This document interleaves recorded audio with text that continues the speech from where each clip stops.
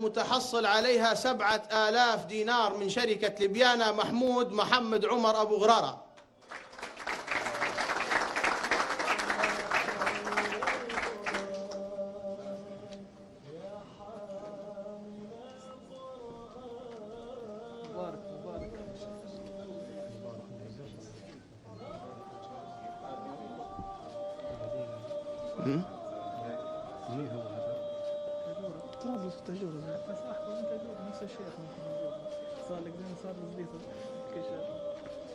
يستاهلوا يا شيخ، يستاهلوا. اللي محمد شو يسوي رجل بومبو جيبها برا. ابعت عبد الله جيبها انت في الاخير تو ازرق زرقاء دير له.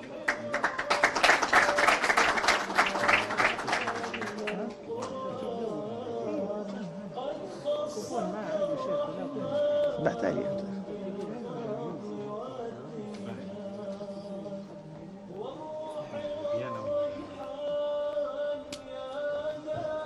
طبعا الكل ينتظر في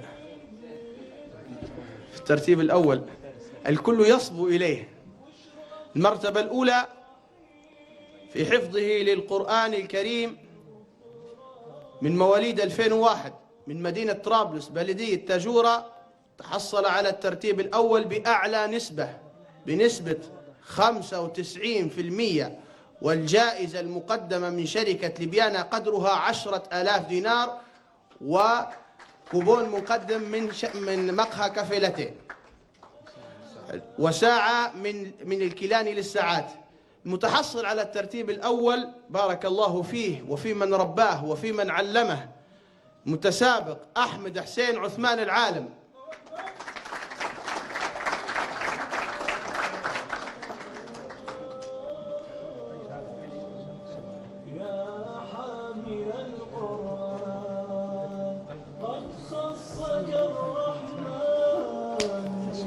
هي تعال صور سلم على الجماعة قبل. ربي يبارك.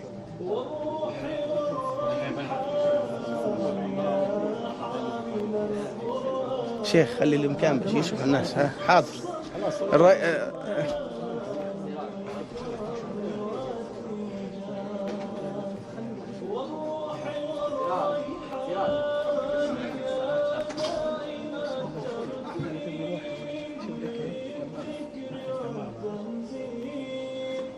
منو هذا الثالث؟ الثالث.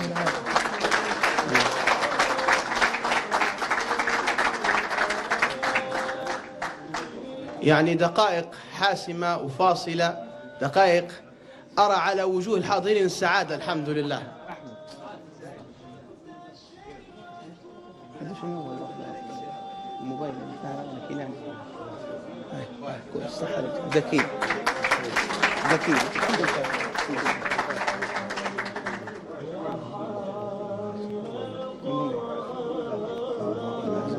الزوز الثانيين جدا ولازم تحكيم حتى يكرمها على الموبايل.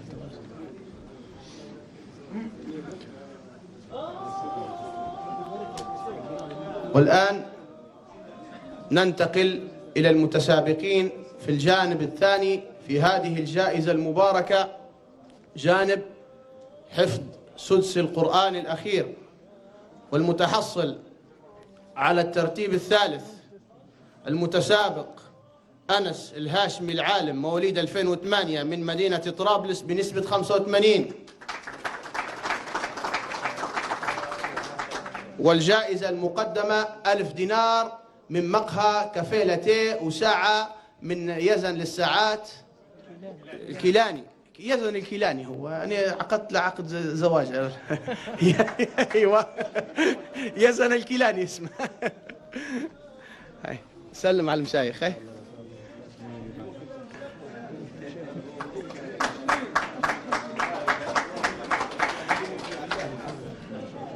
لا هناك للصغيرين مش هذا. تنقول لك فهمك أنا. لا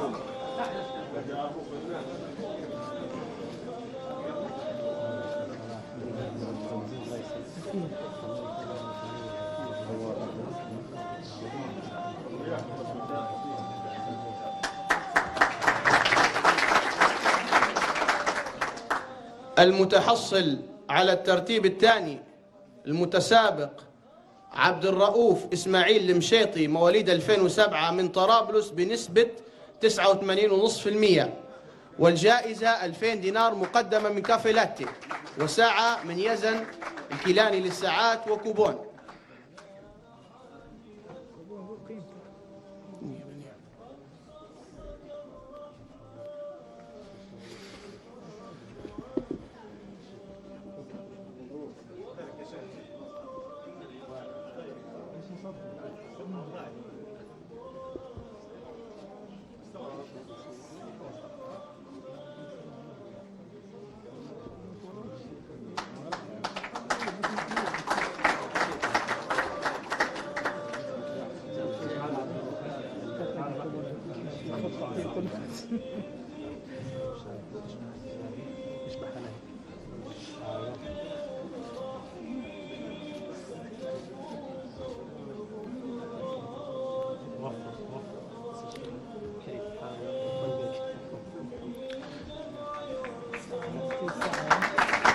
والمتحصل على الترتيب الأول في هذا الجانب من مواليد 2008 من مدينة طرابلس بلدية سوق الجمعة بنسبة 92%، وقيمة الجائزة 3000 دينار مقدمة من مقهى كافيه لاتيه.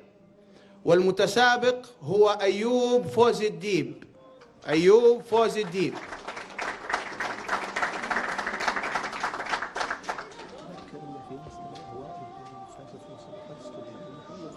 ما يمول حتى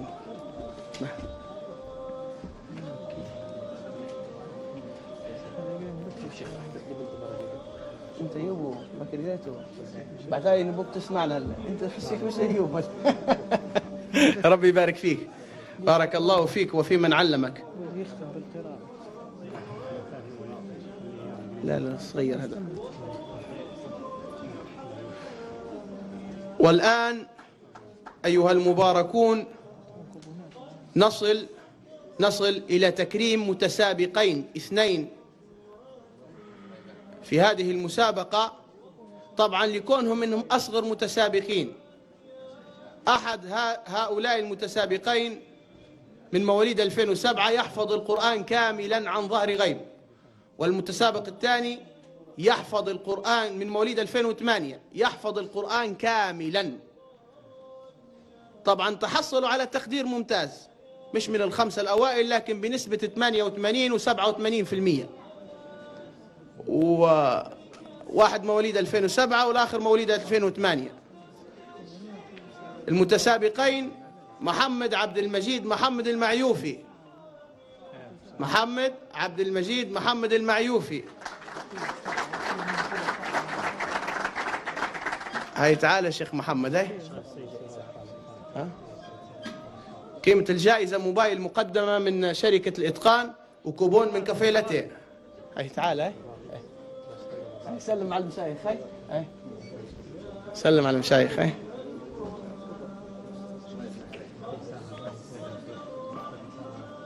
عنده ساعة وتليفون. خذ ساعة.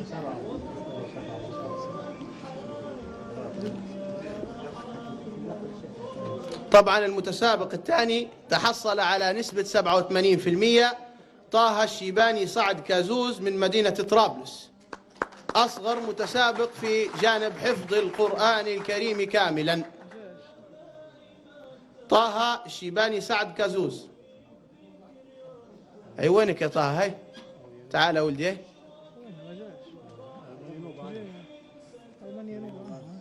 ما فيش حد ينوب على طه. خلاص توصل جائزته إن شاء الله بعون الله.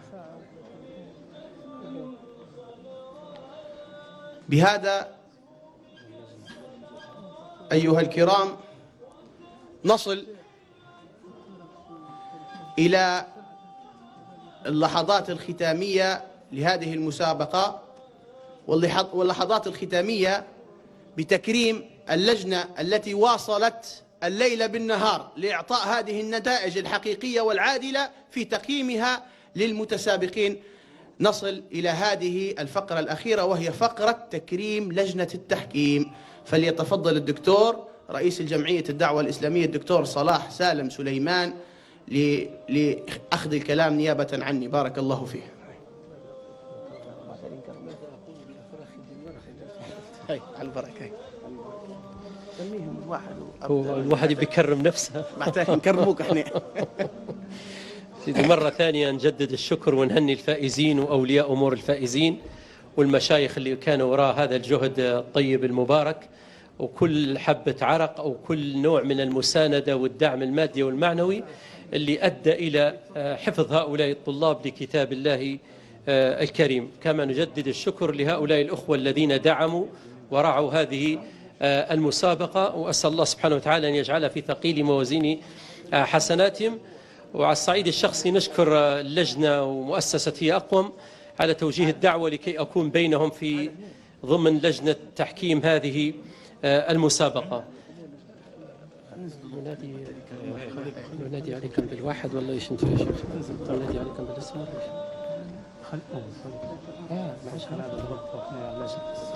رجاء شيخ يوسف، شيخ يوسف، شيخ محمد خليكم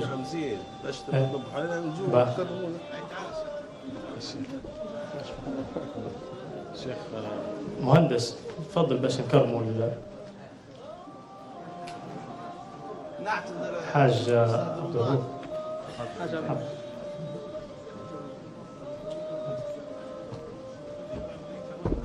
تفضلوا المشايخ باش نكرموا. طيب رضوان، طيب حسين رضوان. لا أريد أن أصل إحراجا.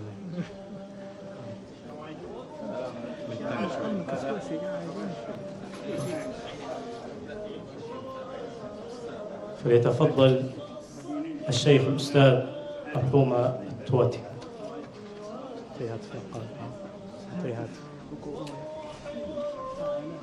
مساعد.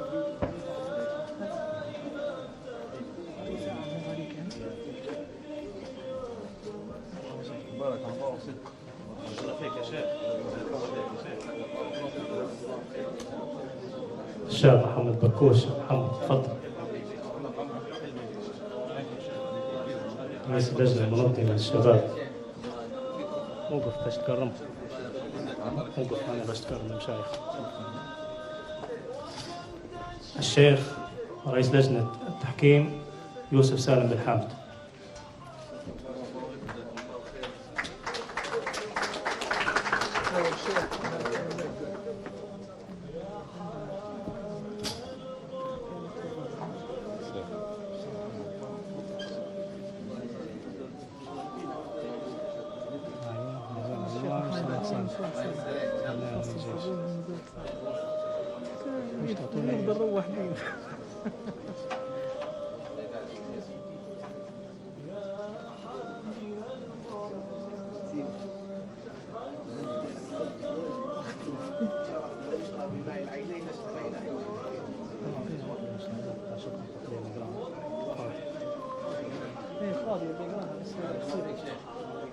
فليتفضل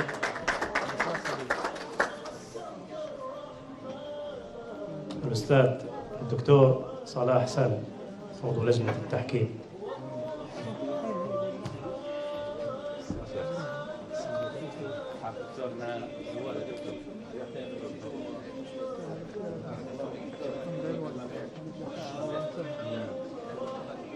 عملا بقول المصطفى صلى الله عليه وسلم: صلوا على رسول الله. اللهم صل وسلم وزد وبارك على سيدنا محمد. لا يشكر الله من لا يشكر الناس. نعم يطيب لنا نتقدم لكم بأسمايات الشكر والتقدير، وذلك لما قدمتموه وبذلتموه من جهد ودعم ووقت لإنجاح هذه الجائزة لحفظ القرآن الكريم كامل التي أقيمت بطرابلس الفترة من 25 إلى 27، سائلين المولى عز وجل أن يجعل ما قدمتموه في موازين حسناتكم. فليتفضل الدكتور محمد حسن علوان عضو لجنة التحكيم.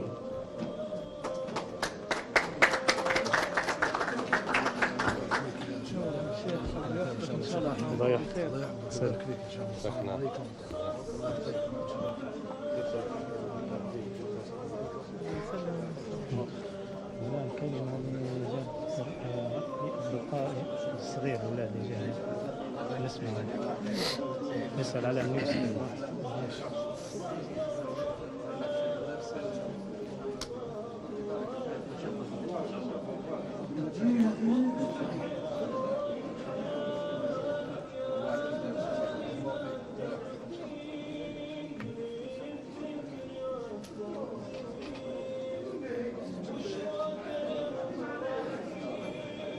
بهذا القدر نكمل تكريم لجنة التحكيم، فليتفضل كل الأخوة السادة الجلوس. بارك الله فيكم.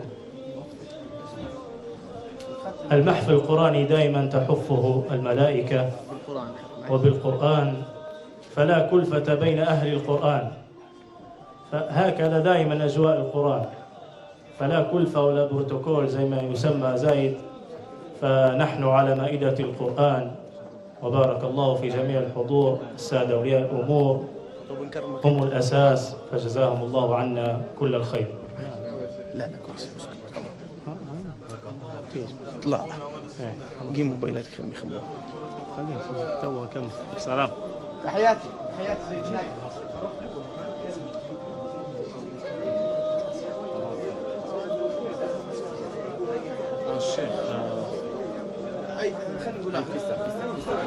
الحفل الكريم بالله لو سمحتوا نبغى نختموا بالقرآن الكريم.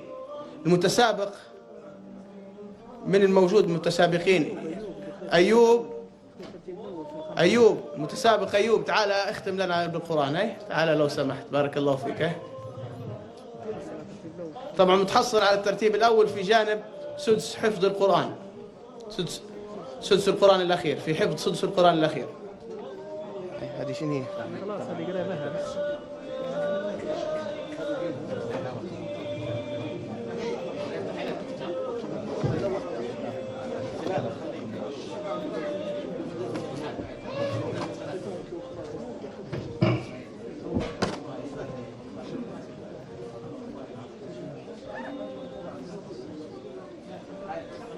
يا جماعة بارك الله فيكم، خير ما يختتم به القرآن الكريم.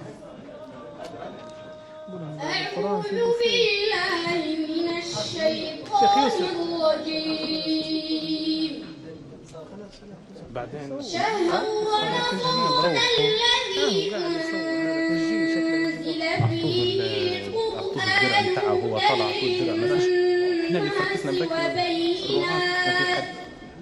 وبينات من الهدى والفرقان، فمن شهد منكم الشهر فليصم، ومن كان مريضا أو على سفر فعدة من أيام أخر، يريد الله بكم اليسر ولا يريد بكم العسر، ولتكملوا العدة ولتكبروا الله على ما هداكم ولعلكم تشكرون. وإذا سألك عبادي عني فإني قريب أجيب دعوة الداع إذا دعان، فليستجيبوا لي وليؤمنوا بي لعلهم يرشدون. صدق الله العظيم. أحسنت. على الضيوف الكرام أن يتفضلوا للبوفيه إن شاء الله.